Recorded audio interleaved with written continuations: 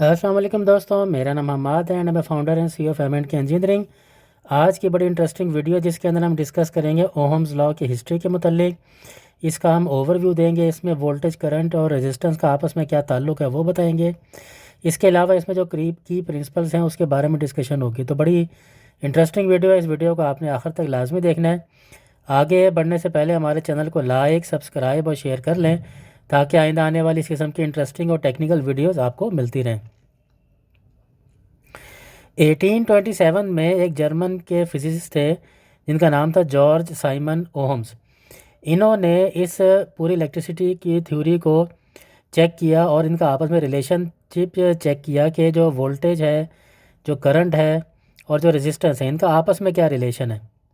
अब जैसे कि ये सामने एक पिक्चर नज़र आ रही है जिसके अंदर हमें नज़र आ रहा है कि जो करंट है बेसिकली वो फ़्लो ऑफ इलेक्ट्रॉन को शो करता है और जो वोल्टेज है बेसिकली वो उसको पुश करने का काम आती है। इसी तरीके से इसके दरमियान में जो ये रेजिस्टेंस नज़र आ रही है ये उस फ्लो ऑफ करंट को रोकने का काम करती है। तो इसका मतलब ये हुआ कि जो वोल्टेज है वो तो पुश कर रही है, लेकिन रेजिस्टेंस और करंट जो है वो आपस में एक दूसरे से लड़ाई कर रहे हैं कि रेजिस्टेंस करंट को फ्लो करने से रोक रही है। तो ये इसका बेसिकली बेसिक कॉन्सेप्ट है।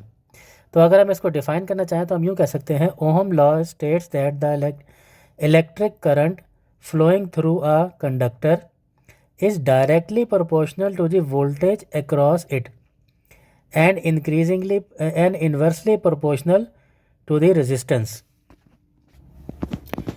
इसको हम इसका जो फार्मूला है वो basically V equal to I R है। इसमें जो V है वो बेसिकली वोल्टेज है, I जो है वो करंट है और R जो है वो इसमें रेजिस्टेंस है।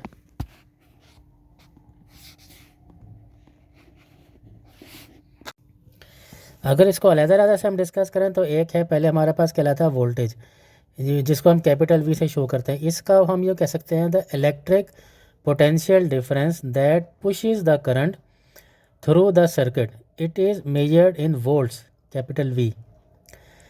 सेकंड है हमारे पास करंट, जिसको हम कैपिटल आई से शो करते हैं। इसको हम ये कह सकते हैं the flow of electric charge, it is measured in amperes A और कॉलम्स पर सेकंड C/S।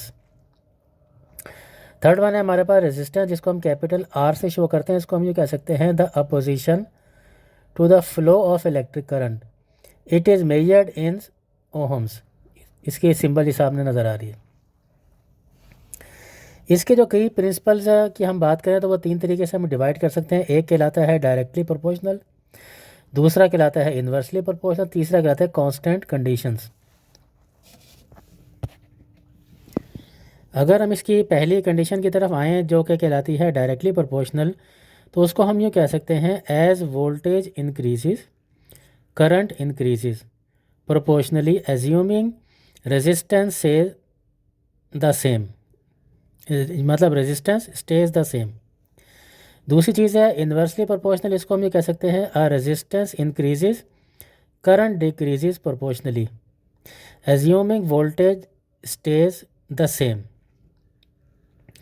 लास्ट वन है कांस्टेंट कंडीशन, इसको हम कह सकते हैं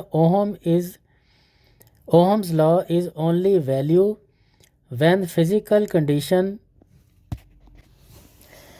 पर्टिकुलरली टेम्परेचर रिमेंस कांस्टेंट। इसको एक एग्जांपल के तौर पे कह देते हैं a light bulb filament heat up increasing its resistance and making the law not applicable in the specific case. तो उम्मीद है कि आपको ओहम्स लॉ के बेसिक्स के बारे में पता चला होगा। आगे बढ़ने से पहले हमारे चैनल को लाइक, सब्सक्राइब और शेयर कर लें ताकि आइंदा आने वाली इस किस्म की इंटरेस्टिंग और टेक्निकल वीडियोज़ आपको मिलती रहें। बहुत शुक्रिया।